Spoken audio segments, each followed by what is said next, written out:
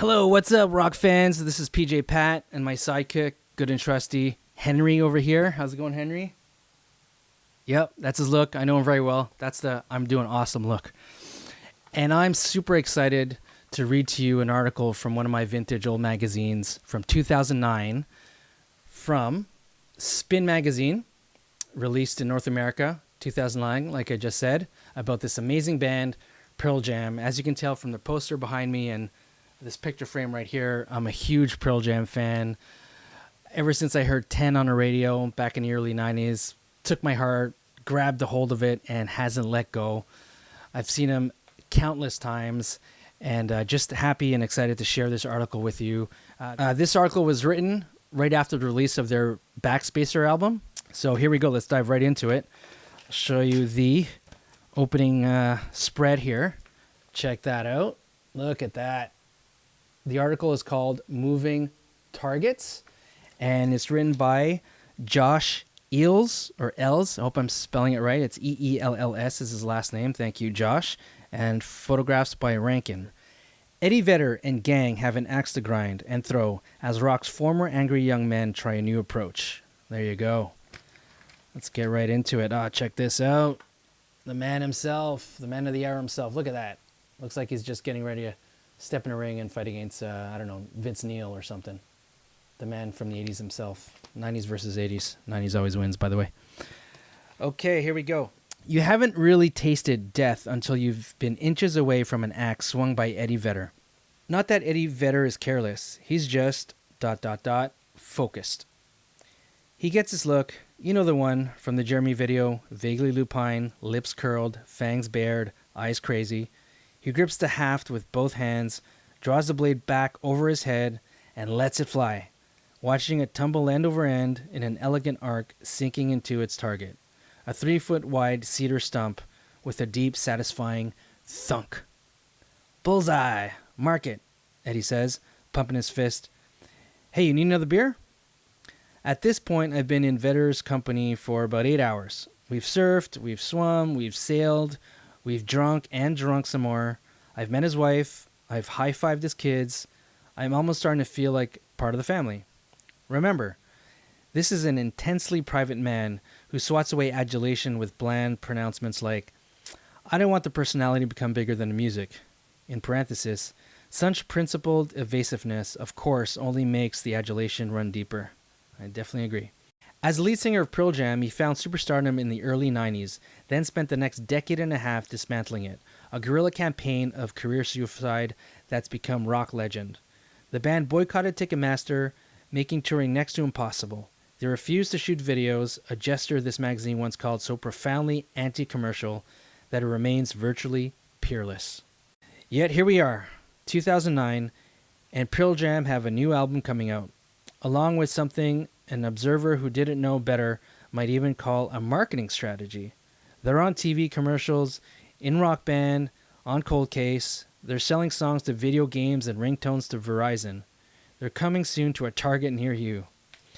And this afternoon, at one of his West Seattle homes, Eddie Vedder and I are drinking beer and throwing axes, which can only mean one of two things. Either this is about to be the scene of the first ever music journalist ambush murder, or Pearl Jam have finally decided to lighten up. Stand clear, he yells, setting down his beer. Whoosh, whoosh, whoosh, thunk. Los Angeles, 2 months earlier. The machine is gearing up. Pearl Jam are at the Universal Studios lot for the taping of the premiere episode of The Tonight Show with Conan O'Brien. Backstage, a scene is one of choreographed pandemonium. PAs are shouting into the walkie-talkies. Pages are checking and rechecking their clipboards. Gaffers are, gaffing. Even the band members, comfortably holed up in their 2 green rooms, aren't safe from opening night kinks. About 45 minutes before showtime, bassist Jeff Ament and drummer Matt Cameron realize they've been locked in their dressing room. Cameron gives a knob a yank. Even his drummer forearms are no help. Is anyone out there? He calls through the door. Dudes, we're fucking locked in, yells Ament. Someone asked Max Weinberg if he can play Matt's drum parts. It might be safer in here. 3 hours ago, news broke that the band's new album, Backspacer, would be self-released and distributed in partnership with Target. There's nuance to the deal. In parenthesis, more on that in a minute. But right now, all anyone knows is that Pearl Jam, the self-righteous standard bearers of no-logo anti-consumerism, will be following in the gilded footsteps of Christina Aguilera and the Black Eyed Peas. Out on the loading dock, their manager of 19 years, an unexcitable man named Kelly Curtis, is on his phone running damage control, while simultaneously prepping the band for the biggest rollout in at least a decade. Back in the, in parenthesis, now unlocked dressing room, Ament is watching ESPN on mute. 6 weeks ago, he and the band's tour manager were robbed outside Atlanta's Southern Track studio by 3 knife-wielding attackers who allegedly made off with a BlackBerry, Ament's passport, and $3,000 cash. Ament was treated for head injuries at the scene. "You doing all right?" I ask. By way of introduction, his reply is curt. "I'm not talking about Atlanta." "Okay then." Goateed and serious, the 46-year-old Ament is the group's tut-tutting moral compass. Mike McCready calls him intense, a decision-maker, a questioner of things. Along with guitarist Stone Gossard, he's the one who testified in front of Congress during the Ticketmaster crusade, and since the beginning, he's overseen most of the band's visuals through his graphic design shop. He seems the least likely member of Pearl Jam to advocate hopping into bed with a corporation currently ranked number 28 on the Fortune 500. And yet, Target, in quotations, Target just seemed like the best partner for us right now, Ament explains. They're hipper, they have a huge philanthropy side. They were also, according to Curtis, the only big box retailer willing to share distribution rights with independent music stores and Pearl Jam's fan club, a must for the band. "We spent the last 4 years thinking about this shit," said Ament. "It's not like we went with Target because we liked the logo." For the band, the financial upside is clear. By releasing the album themselves, they get a bigger cut of each sale, something like $4 or $5 compared to about $2 on a major. Huh. That's interesting to know. And this is back then, when album sales actually counted. Now it's probably pennies. Actually, it is. It is actually less than pennies per stream. Okay, back to the article. Since they paid for everything up front, there's also no record label advance to recoup. And maybe most important, they own the rights to the master recordings, which not even their hero Bruce Springsteen can presently claim. Still, there was a certain karmic irony in the notion that a band that gave corporate America the finger so hard for so long might finally be softening. Just this afternoon in a post about the deal on Stereo Gum, one commenter summed up the inevitable reaction perfectly. "Looks like those thugs in Atlanta stole their cred too." I asked if they're worried about backlash. "Oh sure," Ament says, "especially the way the media can put it out there. We're going to get lumped in with the Eagles, with AC/DC, but it's totally different. And people say, oh, Pearl Jam are working with this corporation, fuck that. We were on Sony for 20 years. True. The taping goes well. They play Got Some off Backspacer, Yuck It Up with Will Ferrell, give Conan a guitar. Then after a post-show dinner at the Ivy, they scatter. Like most groups who've been sharing a bus for 20 years, they don't hang out much when they're not working. Back at their beachside Santa Monica hotel, only guitarist Mike McCready lingers in the lobby. Check it out, he says, grinning like a kid who just pocketed a pack of baseball cards. He pulls out a nameplate emblazoned with Pearl Jam and the Tonight Show logo, freshly swiped from the green room door. Pretty cool, huh? One of the great myths about Pearl Jam is that they never wanted to be successful. The truth is, wanting to be successful is what brought them together in the first place. Gossard and Ament split from the Seattle grunge godfathers Green River because they wanted a major label deal and the rest of the band didn't. McCready was even more ambitious, moving to LA in 1986 with hopes of hitting it big with his hair metal band Shadow. In parenthesis, the closest he got was opening for ex-Duran Duran guitarist Andy Taylor. Of course we want to sell records, McCready says the next morning, walking on the beach. That's never been a thing we didn't want to do. But back in the day, the spotlight came on very quickly, and Ed wanted to pull back because his life had gone completely upside down. I wanted to keep running. I was like, I've been playing in bands all my life. Now we have this chance. Let's see how far we can get with it. Pearl Jam did not keep running, but now they're starting to. As part of the Target deal, the band agreed to shoot a commercial with director Cameron Crowe, a friend even before he cast him in 1992 Singles. They're also working with the makers of Rock and Roll Band on an all Pearl Jam edition of the game to be released next year. And the fact that 9.2 million viewers tuned in to The Tonight Show can only help. We've always tried to subvert the business, McCready says. But now that we're putting out a record on our own, we're taking on the responsibility of sinking or swimming ourselves. If that means writing a song that sounds like a mainstream video hit, we're going to do that. And if it means going on TV to promote ourselves, we're going to do that too. McCready digs a toe in the sand. At a certain point, he says, it's like, who are we even fighting against? Welcome to my hideaway, Eddie Vedder says, greeting me with a handshake and a beer. He's sitting on the porch of a 3-bedroom teardown on the shores of Seattle's Puget Sound, just down the hill from the house he's lived in since 1992. He bought the place last September and has been refurbishing it into a surf shack. It's very much a work in progress. Strip siding, bare concrete floors, exposed wires, no plumbing. In parenthesis, there's a porta potty around the back. Vedder usually just pees in the yard. He built the fence himself with a backhoe and a belt slander. And though he doesn't know it yet, he's about 24 hours away from catching a nasty case of poison oak while clearing brush in the yard. Vedder, 44, is in full-on beach bum mode today. Wispy beard, long hair tucked under his mesh baseball cap, tank top, board shorts. A fresh American spirit dangles from his mouth, and his lips are white with sunscreen. On the porch, his dog, a brown mutt named Hank, is sprawled next to a cooler full of Coronas. Vedder fishes out one, then picks up a pair of binoculars from the table and gazes at the water. So you want to go for a paddle? We grab surfboards and walk down to the shore. I'm a surfer living in exile, Vedder sighs. Occasionally, I'll catch a few waves from a passing tugboat, but mostly he has to settle for paddleboarding, a surf canoe hybrid he learned from his friend pro surfer Laird Hamilton. On his recent solo tour, he paddled at almost every stop. The Hudson, the Potomac, a lake in Nashville, everywhere but Philadelphia. In parenthesis, there was a fountain at the hotel, he says. I thought about it. We've been out for about half an hour when a silhouette appears on shore, waving and calling for its daddy. I think that's my little girl, Vedder says. We paddle over. Standing on the rocks in a flower print swimsuit is his 5-year-old daughter, Olivia. Behind her is her mom and Vedder's wife, model Jill McCormick, holding 10-month-old Harper. The girls just got back from a day at the zoo. Now they're on their way to the pool. Vedder takes Olivia's hand. He calls her Oli, and they walk down to the water together.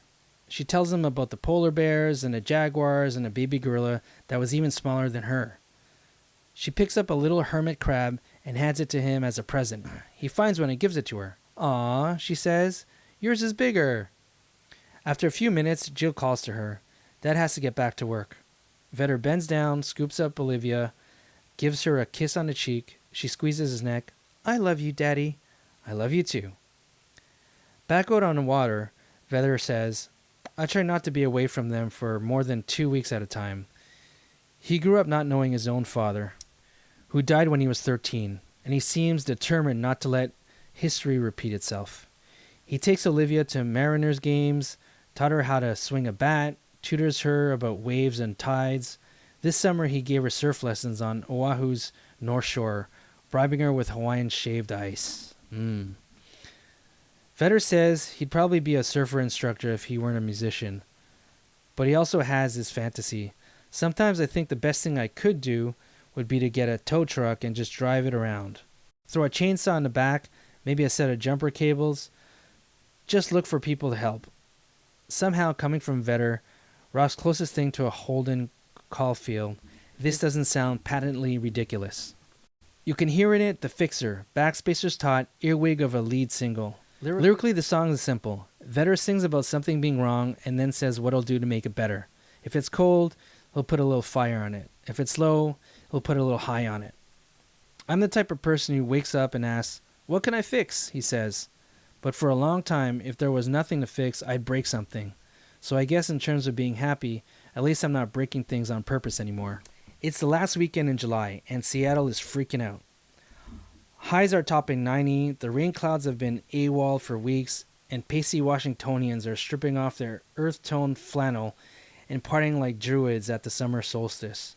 One particular gorgeously Saturday afternoon, I get a message from Stone Gossard. We're having a dog party at the house. Come over. Tucked away on the shores of Lake Washington, the Gossard homestead is a shrine to modernist modestry. Glass walls, a patio, a simple wooden dock. Gossard, 43, in a pair of green swim trunks, has just put his 2-year-old daughter, Vivian, down for a nap, and his hair is still wet from the lake. We take a seat down by the dock, his dog, Bassie, curled up underfoot. For Backspacer, longtime collaborator Brendan O'Brien produced the band for the first time since 1998's Yield. They worked fast, just 23 days from tracking to mixing, less time than any album since 10. At 37 minutes, it's also their shortest album ever, and The Fixer is the catchiest thing they've done in years. We've been disappointed in some of our records, Gossard said. It's been a while since people said, I gotta go buy this new Pearl Jam. But I think this record is what we could have done for the last 5 records in terms of re-engaging with the roots of why this band works. And if no one likes it, I'll be shocked, because I know it's good. Once upon a time, Gossard was as headstrong as the rest of the band. Now that they're all, in parenthesis, save Ament, dads, they've settled into a sort of middle-aged, real politic. Being stubborn, holding on to the core of yourself through thick and thin, there's something to be said for that, Gossard said. But you're going to spend a lot of time fighting over a mile of territory instead of opening yourself up to those big moonshots. I asked him if the band ever regrets being so difficult, if maybe they missed out on something. Sometimes, he said, I look back and think, I could have been so much smarter, more helpful. Fuck, I could have had so much more fun. Minutes later, Vivian comes toddling over. The nap didn't take. She pats Bassie on the head and crawls on Gossard's lap, her hair a mop of blonde curls. I tell her I like her pink ladybug dress. Thank you, she says. I got it at Target. Gossard nearly falls out of his chair. I promise I didn't tell her to say that. In quotations, want to take the boat? Vedder asks. The boat is not what you think. It's a motorboat. About 10 feet long, baby blue with bench seats like a 57 Chevy. Vedder found it on the side of the road a couple of years ago and brought it home. His only improvement was a new motor. $2,500, he said. Good as new. He packs a duffel bag with ice and some Coronas, and we head out to the sea. Cruising the Sound, Vedder points out the sights.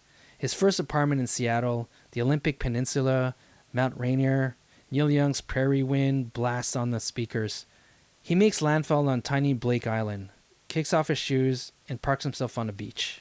These days, when most people think of Vedder, if they think of him at all, it's as a scowling rabble-rouser who spent the past 8 years and 2 albums informing audiences that George W. Bush was not a very good president. It's easy to forget what he was for a moment, perhaps the biggest rock star in the world. Even if they never record another album, Pearl Jam can still sell out multiple nights in arenas. So at a certain point, what is the point? People who like Pearl Jam will listen to them. People who don't, won't. Why go to all this trouble? Vedder takes a sip, thinks for a minute. There were a few years where I'd meet people, and they'd say, so what have you guys been up to? And we had just done, like, Riot Act. We'd done a couple of good records. It was like they thought we were some band that only existed for a few years. Like, I remember you guys in 1992, right? Exactly. And I feel like if we were a niche band, then we'd have our little thing now, and that would be fine. But we're bigger than that. I think these songs are worth hearing. And it's not like the airwaves are cluttered with the greatest music. What? If we don't do it, American Idol will? A lot of what we're doing now is about getting new ranks of kids coming in, not just playing for old people all the time. Because then you're Foghat at the state fair. Right. Which is great too, because it's Foghat, and we're at the state fair, and we're waiting for a slow ride, and then it's, baby, put down your chili cheese dog, it's slow ride.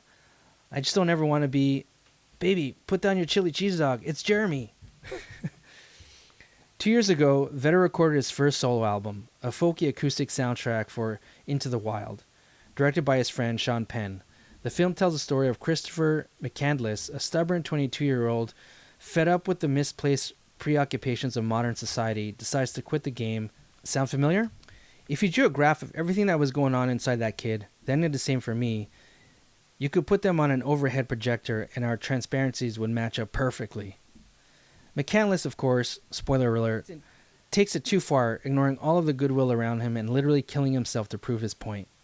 He could have been a martyr, but mostly he just seems foolish. A well-meaning young man fighting battles that he didn't even need to fight. I asked Vedder if there's a lesson here. We still feel that drive, and we're still one of the best rock groups around, he says. So forgive us if we do something to balance out that earlier sabotage. He pauses. We're trying to do what we did, except without dying. It's cooling off, so we head back to the shack.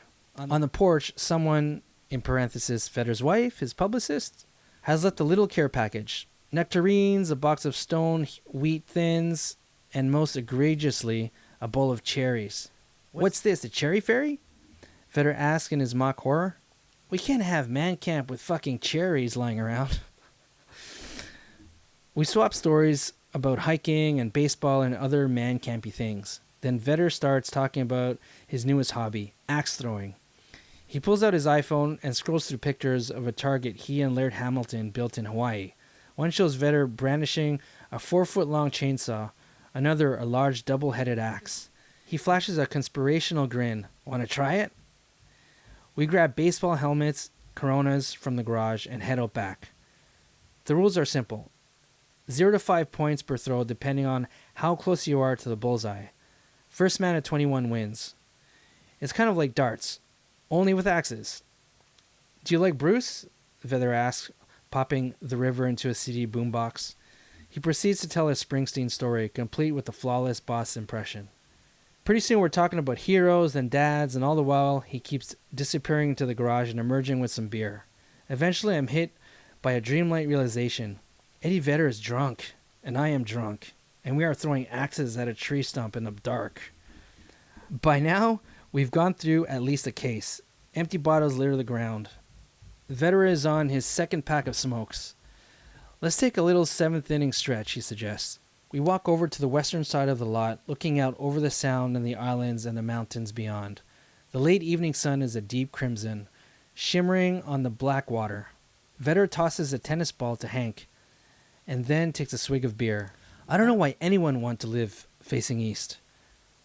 By now it's a little after 10. Jill has probably put the kids to bed and is wondering where is he, except she knows him, and of course he started throwing axes.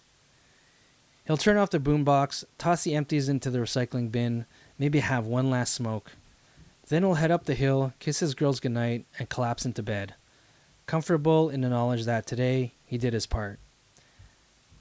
Back in the bad old days, Cameron Crowe described Vedder as an open wound. Earlier on the island, I asked him if he thought he'd healed. He took a long theatrical drag off his cigarette. Yeah, that wound won't sting anymore. The trick is, you have to learn how to tap into it. Anybody who thinks it has to be gapping to make great art, I don't agree. The memory's enough. And then Eddie Vedder, the dark, brooding shaman of disillusionment and anguish, laughed at himself. Pain, he says, is just too painful. Awesome. Check out the spread right here. How cool is that? Look at that poster. Pretty cool. Pain, he says. It's too painful. There you go. PJ. You know, I'm sure we all have that band where no matter what happens in our lives, we always go back to them when we need comfort, when we need to feel good, right? And for me, it's Pearl Jam. And how I got into them was, you know, when I first heard 10, right back in 91, I believe it was, it blew me away. Absolutely blew me away. Everything from Eddie's haunting voice to the lyrics, the topic of the song, what the hell they were singing. It wasn't like the 80s, like the hair metal stuff. You know, I dug the hair metal stuff, but I couldn't relate to, you know, the partying, the banging of the chicks, just that whole vibe. It just wasn't me as a person. And so when I heard this topic, the darkness of the lyrics and the emotion to it, it just got me hooked from the beginning. Right, well, I hope you enjoyed this article just as much as I did. Obviously, my favorite band is Pearl Jam. I'm sure you have your own favorite band.